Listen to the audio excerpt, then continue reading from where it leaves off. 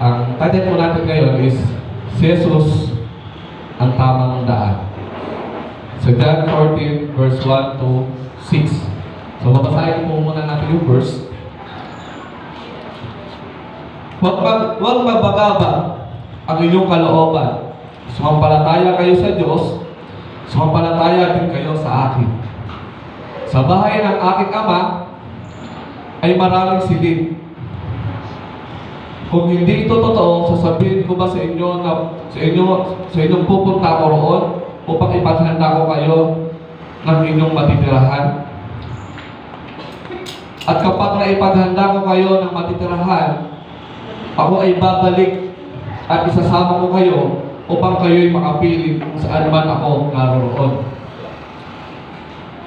At alam na ninyo ang daan patungo sa pupuntahan ko. Sinabi po ni Tomas, Panginoon, hindi po namin alam kung saan kayo pupunta. Paano namin malalaman ang daan? Sumagot si Jesus, ako ang daan, ang katotohanan, at ang buhay. Walang makakapunta sa Ama, kundi sa pamamagitan ko. Pagpalain po nawa aming Diyos ang iyong mga salita. Ituro niyo po sa amin, sa bawat isa po sa amin, ang tamang daan. At nawa maituro din po namin sa inyo. Ang tamang daan. Mapansin niyo po, yung title po natin, hindi po tayo CGI hindi po tayo ang dating daan. Tamang daan po tayo. Katulad lang po, kung mapapansin niyo, yung title po natin, katulad po ng programa po ni Eli Soriano na ang dating daan. Diba? Ito po yung dating daan po. Ito po yung programa na umi-air po ngayon sa television. At ngayon po sa social media. Marami po nalabas sa feeds ko, sa feeds ko. Na ito daw po ay, ang layunin daw po nito, na ituro yung dating daan kontra sa moderno at maling daan na nai-invento lang daw po ng mga tao. Yun po yung layunin ng dating daan. So sa programa pong ito, nagsasagawa po si Brother Eli Villanueva, Brother Eli Soriano, ng quote-unquote Bible exposition. So ano po yun? Malalim po yun. Kung saan sinasagot na po yung katanungan ng mga taga-subaybay niya gamit po ang Biblia. Kaya nga po, may programa po sila na papamagat po yung itanong mo kay Soriano, Biblia ang sasagot. Kung napapanood niyo po. Ngunit, kung ating pong pag-aaral lang mabuti, mga kapatid, si Eli Soriano po ay hindi po talaga nagtuturo ng tamang daan o ng dating daan. Kundi isa pong maling daan. Sapagkat tinuturo po niya ang kaligtasan ay sa pamamagitan po daw ng pagsunod sa kautusan ni Kristo. Para po sa kanya, mga kapatid, ang kaligtasan daw po ay hindi lamang po sa pamamagitan ng pananampalataya lamang. Yung tayo po, ganun, naniniwala po tayo bilang Baptist na ang kaligtasan po ay makikita po o makita po sa pananampalataya po. Ito daw po ay may, sabi na Eli Soriano, ito daw po ay dapat may kaakibat na mabuting gawa at may kaakibat na pagsunod sa ating Panginoon. At sinabi niya rin po, kapag daw sinabing aral ni Kristo, ito daw po ay pumapatungkol sa maraming bagay o kautusan ni Kristo. Okay po? Kaya ganun niya inunawa yung paraan ng kaligtasan. So, base po sa kautusan, para napalataya kautusan.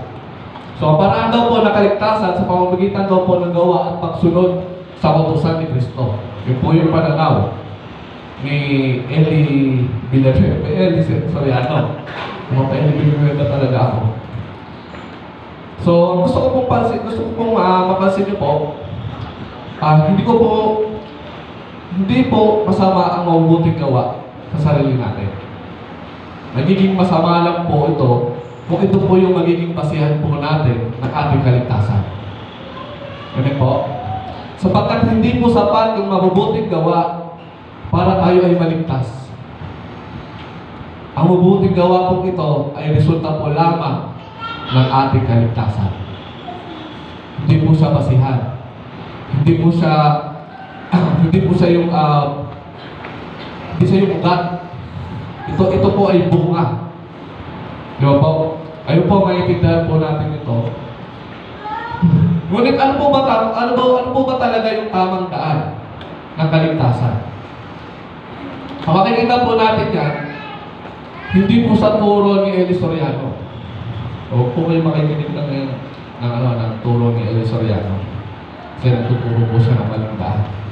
Hindi po yan natin matututunan kay Felix Manalo ng Iglesia ng Cristo. Yan po ay matututunan po lamang natin mismo sa pangangaral ng Jesucristo. Hindi po matutunan yan kahit sa nag-preach po dito, mga kapatid. Matututunan po natin yan mismo sa Panginoong Jesucristo. Amen po? At napakalaga pong maunawaan po natin, mga kapatid, ng aral ito. Ito po ang talaga is gospel. Ito po talaga yung piniprepare ko kung sakaling natuloy po yung evangelism doon sa Howard. Matagal ko lang po siyang pinag-aaralan. And medyo nawala yung evangelism. Babalik na lang din po pagkalipat. Sapagkat ang pinag-uusapan po natin dito, mga kapatid, hindi po lamang ang kalagayan ng ating kaluluwa. Hindi lang po kalagayan ng ating kaluluwa pagkatapos po ng maikling buhay. Ang pinag-uusapan din po natin dito ay ang kalagayan ng kaluluwa ng ating kapwa. Bakit po, mga kapatid? Sapagkat kung maling aral po o maling aral yung ating nauunawaan at sinasampalatayanan, napakalaki po ng tendensiya na ibahagi din natin yung maling aral sa iba. So yun po yung kalahagahan ng kung ang aral na nakukuha natin ay sa Facebook lang. Kung ang aral na nakukuha natin ay sa email lang. Kung aral na nakukuha natin ay sa ibang tao lang. Kasi mali mo, yung mali yung nakukuha natin aral is mali. Di ba po? Mandamay pa po tayo ng tao. Diba po? Sapagkat ang maling ebanghelyo, mga kapatid, ay dapat pag-aralang mabuti. Hindi po dapat natin papokosan ng maigi ang maling ebanghelyo. Sapagkat, mga kapatid, lahat po tayo ay nangangailangan ng kaligtasan. Lahat po tayo nangangailangan ng katotohanan. Lahat po tayo ay nangangailangan ng tamang daan. Kaya naman po, ang main truth po natin dito, mga kapatid, na gusto ko pong ibahagi sa inyo sa umagang ito, ay si Kristo lamang po ang tanging daan, patungong langit, na dapat po natin ituro sa iba. Ito po yung main truth. Ulitin ko po, si Kristo lamang ang tanging daan, patungong langit, na dapat po natin ituro sa lahat. Hinati-hati ko lamang po yung pag-aaral natin sa dalawang puntos. Dalawang puntos lang po tayo. Una po, ang taong ligaw. In verse 4 to 5. Sa katauhan po ni Thomas. Yun po yung taong ligaw. Pangalawa po, ang tamang daan. In verse 6, namely ang ating Panginoong Jesucristo. So, isa-isahin po natin yung tatalakayin ngayon, mga kapatid. Una po, gusto ko pong mapansin ninyo yung unang taong ligaw. In verse 1 to 3. Sa context po, nabasa po natin na kinaklaro po dyan ng ating Panginoong Jesucristo kung saan po siya tutungo. Matapos po niyang iwan ang kanyang mga alagad. In verse 2, makikita po nyo dyan na diretsa na po.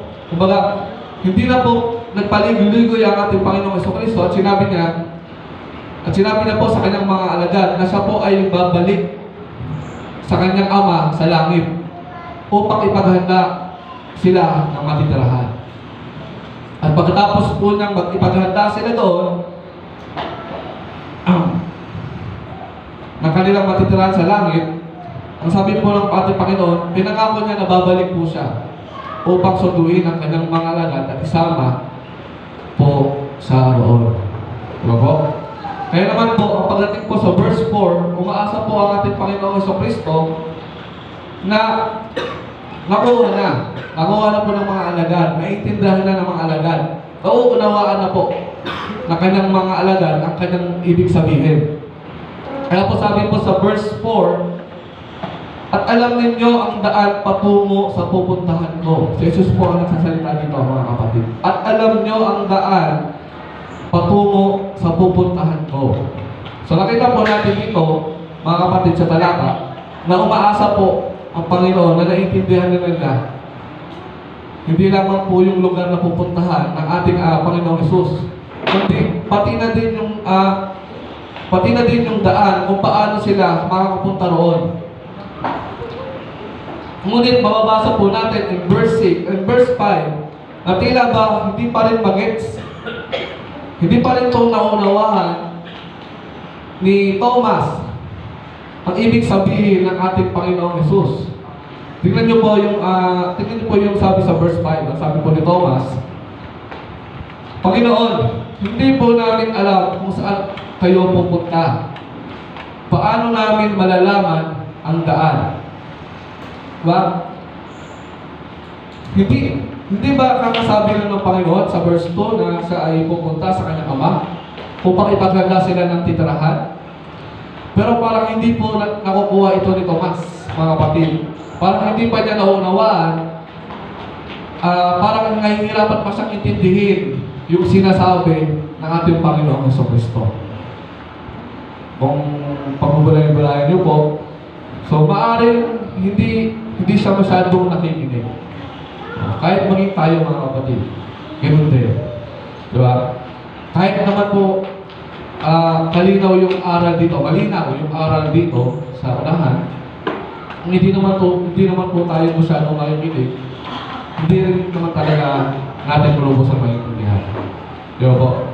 Kung gaano po kahusay, kahit gaano po kahusay, yung nagpapaliwanag o yung tagapagsalita, kung hindi naman po tayo nakapokus o lumilipad yung ating mga isip, kung ano na yung iniisip natin, saan ba tayo pupunta mamaya after service, sana nakapatay ba yung plancha, naiwan natin plancha, nakabukas ba yung gasol. Kung ganun po yung naiisip natin, hindi talaga natin maiintindihan, mga kapatid. So, marahil kung bakit hindi mag-gets ni Thomas yung sinasabi ng ating Panginoong Jesucristo, marahil lumilipad po yung isip ni Thomas. At kaya naman nahihirapan siyang intindihin kasi masyado niyang nililiteral. Nililiteral niya yung mga sinasabi ng ating Panginoon. Kaya namimiss niya yung spiritual meaning ng sinasabi. Kasi masyadong literal. Kahit naman tayo gano'n mag-isip, para tayo si Thomas. Yung mga nakikita natin sa Bible, parang nililiteral natin. Diba? Kaya naman po, sa verse na ito, makikita po natin na naliligaw po si Thomas sa usapan at lito. Nalilito po si Thomas. Pero hindi po necessary na hindi ligtas si Thomas sa panahon ito. Hindi niya lang po nasusundan yung tinuturo ng ating Panginoong Jesus. At mga kapatid, marami pong tao ang ganito sa panahon natin ngayon. Tuloy tayo. Marami po sa atin sa panahon natin ngayon ay kagaya po ni Tomas. Marami pong mga tao na hindi nakakaunawa at hindi po talaga nakakaalam ng tamang daan patungong langit. Maaaring ito po ay bungsod ng ating kawalan ng kaunawaan. Sapagkat wala pong nagpapaliwanag sa atin o sa kanila. Hindi lang siguro talaga natin alam kasi wala nag-inform. O wala pong nagbabahagi sa kanila kung paano po ba talaga ang daan patungong langit. Mahihayin tulad po natin yan sa isang hindi mananampalataya. At never pa po siyang napalinawanan ng salita ng Panginoon. Kung ano po yung kaligtasan na makukuha at kung ano ang isa sa pamamagitan ng pananampalataya ni Kristo. Maaaring sila po ay lumaki sa isang church na hindi Kristiyano. O pwede maaaring lumaki sila sa Muslim. Maaaring hindi po sila nakakadalo ng kahit anong ebanghelyo, evangelism, o kaya evangelical church na nagtuturo po ng tunay na ebanghelyo. At maaaring lumaki sila sa isang church na iba yung stand, iba yung gospel na pinaniwalaan o yung sinasabi nilang kulto. So may mga ganyang tao po. Kaya naman po talaga sila ay zero o wala pa lang naiintindihan. Wala silang kaalaman kung ano po talaga ang tamang daan patungong langit. So, kaya kung ikaw po, kapatid, sa mga oras na to,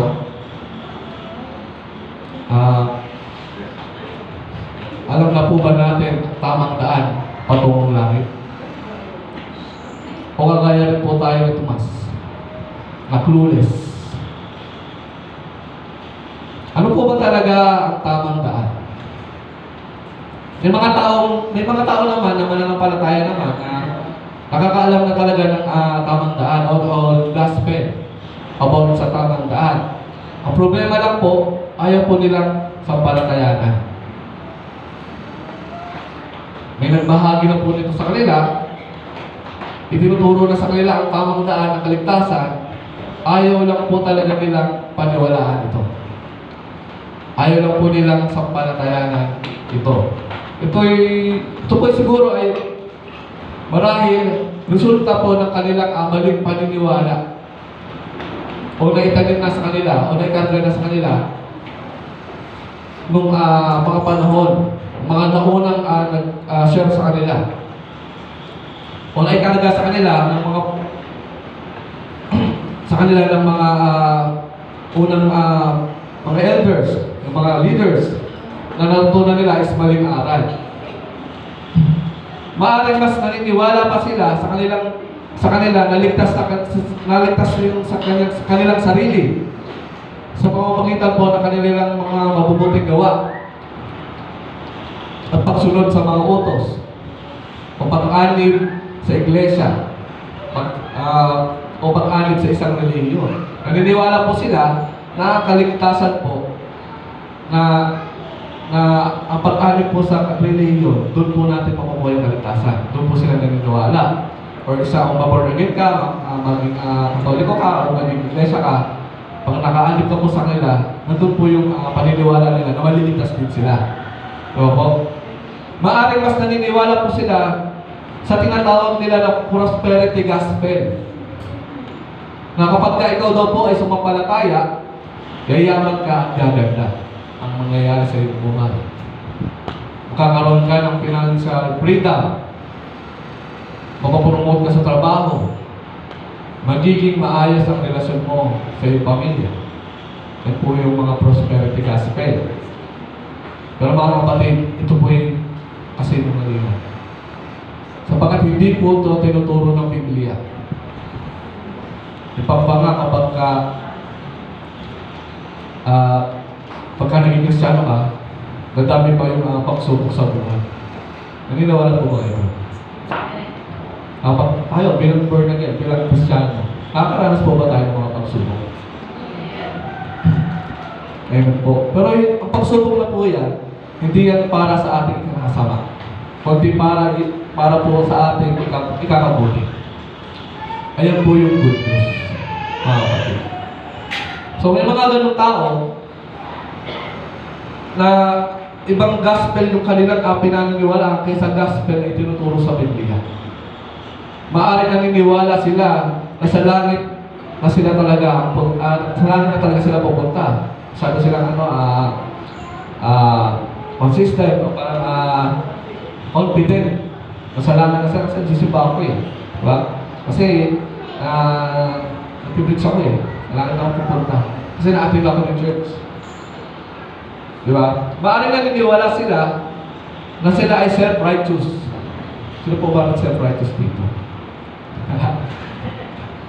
Baka ako po, pasensya na po. Sinasabi nila na sila ay mabuting tao, wala naman daw silang inaargabyadong tao. Mabuti silang ama, mabuti silang anak, at nagbibigay naman daw sila ng pera sa kanilang asawa. Diba? At hindi naman sila kasing sama ng iba. So, parang tinutulan nila yung sarili lang sa iba, buti pa yun. Diba? Masama. Ako, hindi naman ako ganun eh. So, pupunta ako sa langit. Parang gano'n yung mindset nila. So, self-righteous po, tawag doon. Pero alam naman natin na walang matuwid. Amen po? Wala pong matuwid. Wala kahit isa sa atin. Lahat tayo po ay mga kapatid, kahit sino po sa atin ay makasalanan. So yung mga ganitong klaseng tao po mga kapatid, matatawag po natin naliligaw po sila sa tamang daan. At mas mahirap po silang madala sa tamang daan. Dahil po sa katigasan po ng kanilang mga ulo. May sarili na silang katwiran, may sarili na silang paninindigan. Dahil meron na silang sariling pag-unawa na kahit ipaliwanag mo sa kanila ay sarado, kandado ang kanilang mga puso. Sapagkat iniisip po nila na sila po ay nasa katwiran at tayo po ay wala. Mali yung atin, sa kanila yung tama. Diba? So mas mahirap po yun, mga kapatid. Bagamat hindi po imposible at wala po imposible, sino ang hindi kaya kilusin ng Espiritu ng Diyos? Mga kapatid, sino po? Pero yung manly speaking po, yun po yung mas mahirap bahagi ng salita ng Diyos. Kasi may karga na sila. Diba? May stand na, may sarili na silang stand. Bakit po ba natin nasabi na naliligaw po sila ng landas? Yung mga tao umaasa sa sarili o umaasa sa sarili nilang gawa o reliyon. Ito po ay sapagkat mga kapatid, hindi yung mga bagay na binanggit ko ang tamang daan. Ito po ang tinuturo ng Biblia sa parang upang makasama kahit hindi po ito itinuturo ng Biblia na paraan upang ang isang makasalanan na gaya mo at gaya ko ay makapasok sa kalangitan. Kung iniisip mo na ang pagsunod sa kautusan ay ang daan o yung daan o paraan upang baligtas, naliligaw po tayo mga kapatid. Sapagkat ang kautusan po ay dinisenyo hindi para iligtas po tayo. Ito po ay idinisenyo ng Diyos upang ipamukha po sa atin na talagang upang ipamukha po sa atin na hindi natin kayang iligtas ang ating mga sarili. Sino po ba dito yung nakakasunod 100% sa kautusan ng Diyos? Sige nga po kung magiging honest po tayo lahat sa ating mga sarili. Alam po natin, mga kapatid, alam natin sa sarili natin na hindi tayo nakakasunod sa kautusan ng Panginoon. Hindi lahat tayo nakakasunod sa kalooban ng Panginoon. So kung ang kautusan ng pagsunod sa kalooban ng Diyos, ang batayan, kagaya ng turo ng ibang mga ngaral, walang maliligtas kahit isa po sa atin. Kung ang relihiyon ang iyong pinakahawakan, kaya mo masasabi na ikaw ay maligtas, kasi baptis ako eh. Kasi ganito ako, ganyan ako. Mga kapatid, naliligaw po tayo. Hindi porket baptist ka, ligtas ka po. Hindi porket umaattend ka ng Baptist Church, ligtas ka po. Bagamat mapalad po tayo kasi nasa Baptist Church tayo na nagtuturo ng gospel, pero unless na paniniwalaan mo at sampalatayahan mo yung tinuturo ng church na ito, hindi po tayo maliligtas. Amen pa mga kapatid. Yung mga binanggit kong daan, at marami pa pong daan ay tinuturo ng sanlibutan, ng mundo, at mga bulaang guro ay mga maligdaan. Kung gayon mga kapatid, ano po ba talaga yung tamang daan na gusto ko maunawaan natin? Na hindi maunawaan ng mundo. Ano po ba yung daan para tayo ay makapasok sa karyaan ng Diyos, sa karyaan ng langit? Ito po yung second point po natin. Ang tamang daan in verse 6, sinagot ng ating Panginoon ang tanong ni Tomas. Ang tanong ni Tomas, ano ang daan? In other words, ano ang daan papuntang langit? Jesus, sabi ni Tomas.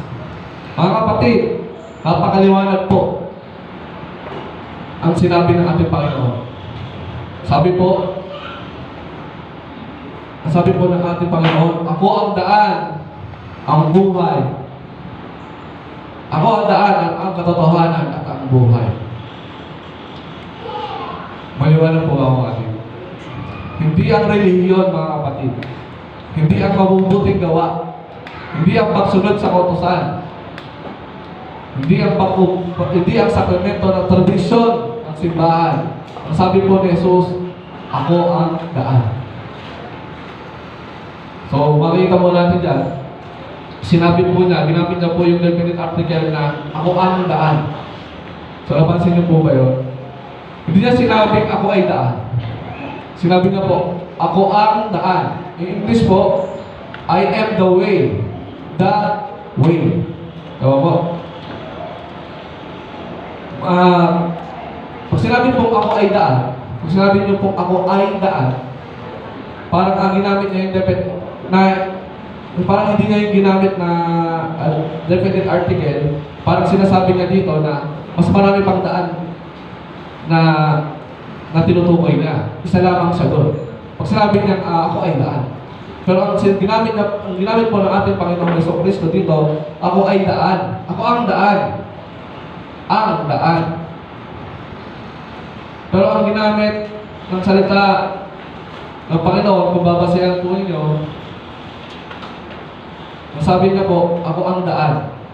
At ito po yung katotohanan. At wala na pong ibang daan. Maliban po sa ating Panginoong Jesus. Hindi po si Muhammad, hindi po si Felix Manalo, hindi po si Kibuloy, at lalong-lalo po, hindi po yung mga nagsasalita dito. Wala na pong ibang daan, kundi ang ating Panginoong Jesucristo. Si Jesus lamang po, mga kapatid, ang tanging daan, patungong langit. Silang po at wala na pong ibang daan. Wala na pong ibang daan. Si Jesus lang. Kalimutan niyo po ang lahat ng sinabi ko. Yung mga hindi niyo naunawaan. Pero huwag niyo lang kalimutan na si Jesus lang po ang tamang daan papuntang langit. Ang kaligtasan po ay paraan upang ang mga makasalanan gaya po natin o gaya ng iba ay hindi parusahan at makaranas ng hatol at puot ng Diyos sa pamamagitan lamang po ng pananampalataya kay Kristo. Mga kapatid, yun po yung klaro. Hindi po ito kailangan ng anumang dagdag. Pananampalataya at religion, pananampalataya at tradisyon, pananampalataya at pagsunod, pananampalataya at mabubuting gawa. Ang sabi po ng ating Panginoong Jesucristo, ako ang daan. Mga kapatid, sapat na po si Kristo upang iligtas ang sino mang makasalanan magtitiwala sa Kanya. Gusto ko pong ubihinan yung salitang sino man. Sapagkat naniniwala tayo, sino man ang sumampalataya kay Jesucristo ay maliligtas. No matter kung gaano ka po kadumi, no matter kung gaano kadilim ang iyong nakaraan, no matter kung gaano ka kasama, No matter kung gaano kalulong sa biso, o no matter kung gaano ka kawalang iya. Kung sasampalataya kay Kristo, pwede ka niya iligtas. Kung dadaan po tayo sa kanyang daan, pwede kang makapunta sa kaharian ng Diyos. Kahit sino ka pa. Dahil ayan po yung sinasabi ng Biblia. May isa pong sermon, nagalang po to sa Facebook. Hindi ko alam kung napakinggan nyo na siya. Or kilala nyo, si Alice Terbeck. Alistair Beck. Isa po siyang American pastor. Preacher. Ano siya, Calvinism. Calvinism. Pinalawanan na po yung magnanakaw at si Jesus Cristo. Madalas po ba natin kapapanood yun? Si The Passion of the Christ. Di ba po si Cristo nasa gitna? At yung may dalawang kampalasan na magnanakaw. So, kinuwento po ni Pastor Alice Terbeck tungkol sa dalawang magnanakaw na nakapako sa gitna ng krus. At sabi niya, nasasabi daw po sa isang araw, kapag po siya pumunta sa langit, gusto niyang makita, tahanapin niya yung magnanakaw. At pagdating po sa langit, tatanungin niya po yung magnanakaw. Gusto niya daw po tanungin, paano mo nagawang pumunta dito? Minumura mo yung tao sa gitna eh. Di ba? Tatanungin niya po yun. Imagine niyo po, kung gaano kasama yung mga magnanakaw na tumuturisa sa ating Panginoon sa Kristo. Sinasabi nila, parang dinutulog sa nila ang Panginoon na naabang nakapako, imbis na magmakaawa sila na pahubayin sila sa krus, maawa yung mga sundalo, diba? Imbis na ganun yung isipin nila, tinutulig sa panila ang ating Panginoon. Gusto niya daw tanongin kung paano nagawa makapunta na sa langit yung taong magnanakaw. Sabi na, hindi ka naman nakikita sa Bible study. Ba't ka nandito? Hindi ka naman nabaptize. Ba't ka nandito? Hindi ka naman member ng church. Bakit ka nandito? Diba? Pumasok ka lang doon sa istorya nung nakapakaw ka na sa krus. Huling hininga mo na. Huling oras mo na. Sabi mo na Alistair Beck. Pero nagawa mo pa rin makapunta dito. Nandito ka ngayon kasama ko. Anong ginawa mo? Yun yung tanong ni Alistair Beck. Anong ginawa mo? Diba? Pero may iba pa siyang kinuwento about to. Hindi po to related sa Bible. Siguro daw po, pero ano to parang kinuwento niya lang, storya niya lang, sariling storya niya lang. Pumunta daw po yung magnanakaw sa langit. Nandun siya sa langit. At namit daw po ng magnanakaw yung anghel. Sabi ng anghel, anong ginagawa mo dito? Sabi ng magnanakaw, hindi ko alam. Sabi ng anghel, anong ibig mong sabihin, hindi mo alam? Sabi ng magnanakaw, hindi ko nga alam eh. Kung bakit ako nandito. Hindi ko nga alam yung lugar na to. Tapos, hindi alam ng anghel, hindi na alam ng anghel yung gagawin. Sabi ng anghel, teka, naguguluhan ako. Bakit hindi mo alam ba't ka nandito? So, ginawa ng anghel, tinawag niya yung supervisor ng anghel. Yung supervisor ng anghel. Tinawag niya yung supervisor ng anghel na pagkatapos, pagpunta ng supervisor ng anghel, sabi ng anghel, meron lang kami konting katanungan. Konting katanungan sa iyo bago kita tuloy ang papasokin sa langit. Ang tanong po ng supervisor ng anghel, klaro ba sa iyo ang doktrina ng justification by faith? Sabi nung magnanakaw. Hindi ko yan alam. Hindi ko yan kahit kailanman narinig sa buong buhay ko. Sabi mo na magnanakaw. Sumagot yung supervisor ng anghel. Okay. How about doktrina ng banal na kasulatan o doctrine of the scriptures? tumingin yung anghel, tumingin yung magnanakaw, para nga clueless. Ano sinasabi nga itong supervisor na ito? Yung supervisor pala ako. Nung tumatagal, napuno na yung supervisor namin. Nag-leave mo yung pasensya ng supervisor namin. Sinigawan nila yung yung magnanakaw. Tinanong niya yung rekta yung magnanakaw. Anong basihan ka ba talaga naririto? Bakit ka nakapasok dito? At sumagot po yung lalaking magnanakaw. Sabi niya po, alam niyo po, yung lalaki sa gitna ng krus. Ang sabi niya, maaari akong pumalito. Ano po yung ginagawa? Kaya po, kasi ito po yung nakiisip ko. Ano ba pwede natin maipagmalak sa Panginoon? Para makasakin tayo sa langit. Kaya naman, di ba po? Makasalanan din tayo, mga kapatid. Makasalanan din, sabi naman makasalanan din ako tulad nyo. Pero ang tanging alam ko lang, kaya ako pinapasok doon, sabi ni Jesus, pag sumampalataya ako sa Kanya, papasok ako sa langit. Sabi nga po sa Lucas 23:42 to 43 po. Okay, paano nga ba? Sabi po ng magnanakaw dito, sa Lucas 23, verse 42 to 43, sabi po ng magnanakaw, Jesus, alalahanin mo ko, parang naghahari ka na. Sabi ni Jesus, ngayon din,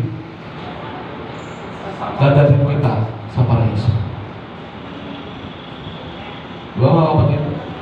Si Jesus lang ang daan, wala na pong iba. Kaya po siya naroon yung magnanakaw. Kung yung kasaysayan po ng lalaking magnanakaw sa tabi ng krus ni Kristo, yun po yung patunay na hindi kailangan ni Jesus ang anumang tulong upang iligtas niya tayo. Sapat yung kanyang kamatayan at pagkabuhay na muli. At ikaw ay sumampalataya sa Kanya. Siguradong maliligtas po tayo. Wala pong ibang paraan upang maligtas tayo o sino man sa atin maliban po kay Kristo. Ngayon po mga kapatid, sino po ba si Jesus na tanging daan na dapat natin paniwalaan? Sino ba siya dapat para sa iyo? Para sa atin? So may tatlong pagkakakalagla ng ating Panginoong Jesucristo na binanggit na po sa verse 6. Kung ang binanggit na po, siya po ang daan, katotohanan at ang buhay. So ang daan po ay pumapatungkol, ang daan po ay sinasabi dito ay pumapatungkol sa opisina po ng pare o priest.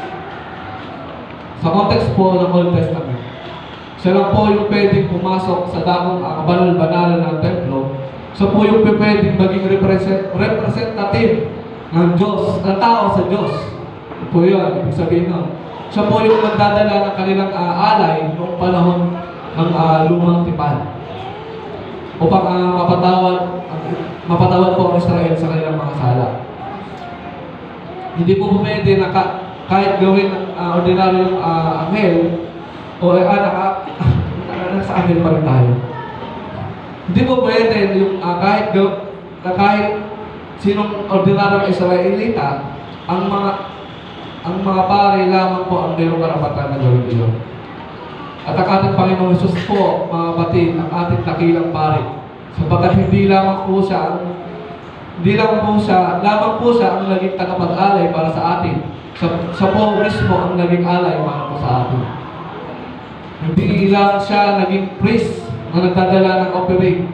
Siya po mismo ang naging kordero ng Diyos na inoffer para sa ating mga kasalanan. So binigay po niya ang kanyang sariling buhay sa krus upang tayo po ay na dating kaaway ng Diyos ay makapagsundo sa Kanya kung tayo po ay sasampalataya kay Jesus. Then next po, ang katotohanan, pinapakilala niya ang kanyang sarili na ang katotohanan. Meaning, hindi lang po siya basta totoo. Siya po ang kumakatawan sa katotohanan. Siya po ang basihan ng katotohanan. Siya po ang katotohanan. Mga kapatid, sapagkat siya ang nagpapaliwanag, siya po yung nagpapahayag kung sino talaga ang Diyos. At siya po ang nagtuturo ng tunay na daan ng kaligtasan. At tingnan po mga kapatid, yung pagiging katotohanan po ni Jesus ay kumakatawan sa kanyang opisina bilang dakilang propeta. Kaya po siya. Ang ministry po ng propeta, mga kapatid, ay upang mag-present ang Diyos o mag-represent ang Diyos sa mga tao. Ito po yung pagkaiba ng pagiging priest at prophet. So, si Kristo po lamang ang dakilang propeta na nire-represent niya ang Ama at sinasabi niya ang kalooban ng Ama sa mga tao.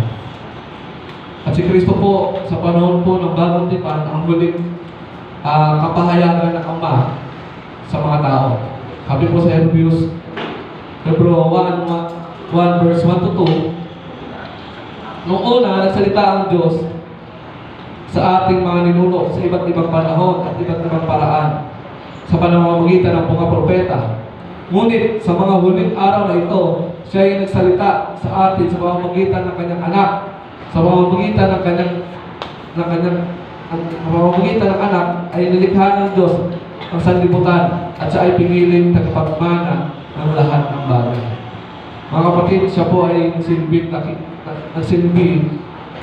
nating dakilang propeta na nagpapahayag po sa atin ang katotohanan ng Diyos. Diyan pa uli, tinawag na po ang kanyang sarili na buhay. Ang buhay po, siya po ang source ng buhay. Sa kanya po, nagmumula ang lahat ng kabuhayan. Physical man ito o spiritual. Sa context po, yung buhay po ay tinutukoy dito, ang buhay po na tinutukoy dito ay may kaugnayan po sa pagkakaroon ng relasyon sa Diyos. Kung ang kamatayan po ay may kinalaman po sa ating pagkahiwalay sa Diyos dahil sa kasalanan, nasira yung ating fellowship sa Diyos. Dahil po kay Adan, ang ating mga ninuno ay nagkasala. At dahil dyan, tayo ay namatay, hindi lamang physically. Namatay po tayo spiritually.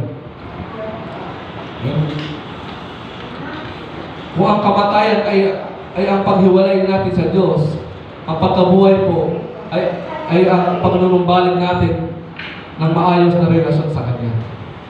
Sa pamamagitan lamang po ni Jesucristo. Ito po ay kumakatawan naman sa kanyang opisina bilang hari, na siya po bilang ang ating tapat na mabuting hari na nangangalaga para sa lahat ng kanyang nakasalupan at pinag-aharian. At ang pinaka-the best po na magagawa niya sa kanyang nakasakupan ay hindi lamang po ibigay ang temporal nating pangangailangan para sustain ang ating temporal na buhay. Ang pinaka-the best po na nagawa po ng ating Panginoon ay ibigay ang buhay na walang hanggan sa lahat. Sa lahat ng sumasampalataya sa Kanya. Ang lusyon po, mga kapatid, si Jesus po ang bilang ang katotohanan ang nagtuturo sa atin ng tamang daan patungong langit sa pamamagitan ng Kanyang mga salita. Si Jesus po bilang ang buhay ang nagbibigay po sa atin ng buhay sa ating patay na espiritu upang magkaroon tayo ng kakayanang sumampalataya, magkaroon ng tamang relasyon sa Kanya. Mga kapatid, ang ating Panginoong Jesus lamang ang tamang daan. Salamat po. Pagpalain po ang salita ng Panginoon.